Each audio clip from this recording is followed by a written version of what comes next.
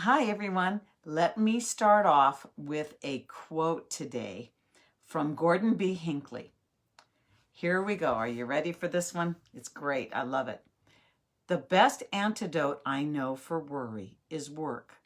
The best cure for weariness is the challenge of helping someone who is even more tired.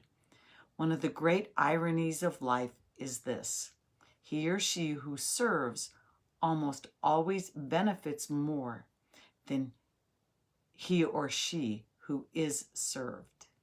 Hi, this is Diana Papilli, and this is day 78 of 100 days of video.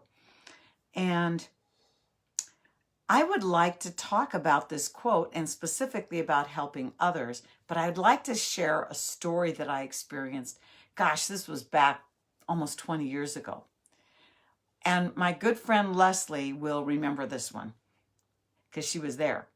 We were taking a ski course, a ski class. This is when I lived in Bozeman, Montana. And Leslie and I signed up for a season pass at Bridger Bowl that year. We took a ski class. It was a group class. It was a lot of fun, and we learned a lot. Well, this one particular day, we were going on this narrow traverse. Now, a little aside about me, I'm not really that afraid of heights. I mean, I'm not crazy, but I'm not that afraid of heights. I've stood on things that my mother would just have apoplexy over, like the side of Grand Canyon. I went inside the fence and I'm standing looking over the ledge and my mom was about to die. And I used to climb trees all the time when I was a kid, and that used to drive her crazy and stuff. But somehow this day, this narrow traverse and this steep mountain, it was not a black diamond run, but it was definitely an intermediate run. And for whatever reason, everybody in the class took this traverse, and I had paralyzing fear. That's the only way I could describe it. I could not take this traverse. In fact, it was very narrow. I think I realized I don't like heights when I don't have hands and arms or hands and legs anchored to something. If I'm dangling from my hands or if I don't have something to grab onto, then I think narrow, high places kind of bother me. I experienced that walking on the catwalk of the arena one time when I was at my college arena doing some lights, because I was working in the theater department at that time, and we were a 60-foot catwalk, and I noticed I was fine on that catwalk as long as I was holding on to something and my feet were on something. Well, we're skiing, and the only thing I can hold on to is poles, and that doesn't stop you from falling.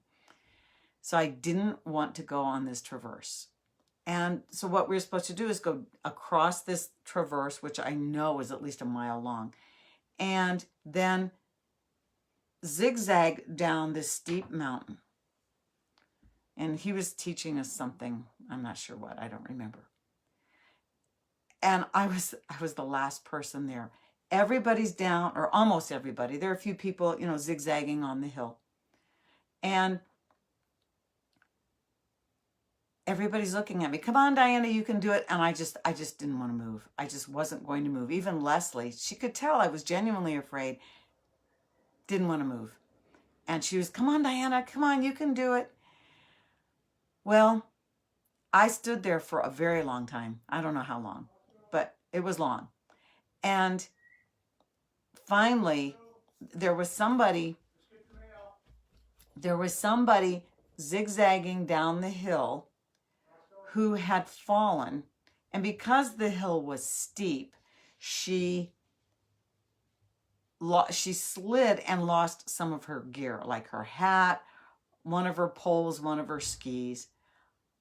Immediately when I saw that she needed help, because she had slid down the hill and, we kind of affectionately term that as littering the mountainside with your gear. And what she'd have to do is physically climb up this hill to retrieve her gear, which is just a nuisance. A nice ski etiquette thing to do and a very polite thing to do would be to help gather some of that gear for her. Immediately, I totally lost my fear. I saw she needed help. I grabbed my poles and just went down the mountain, picked up as I was going, and then went down. The part about going down the mountain didn't bother me as much as crossing that traverse, which I didn't want to do. Never was an issue once I got out of my own brain, out of my own fear, and helped her retrieve her gear.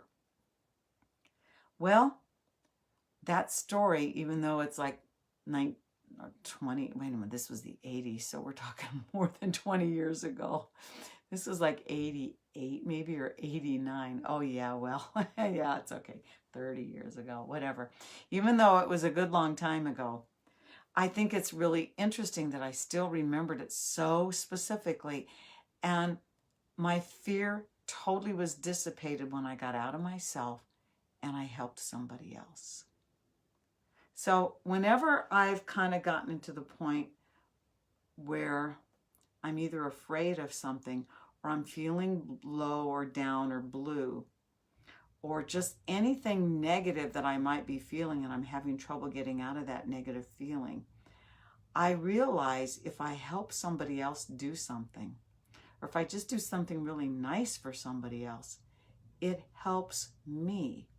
So this extending a helping hand oftentimes elevates us far more than we ever realize, and far greater than we might be helping the other person.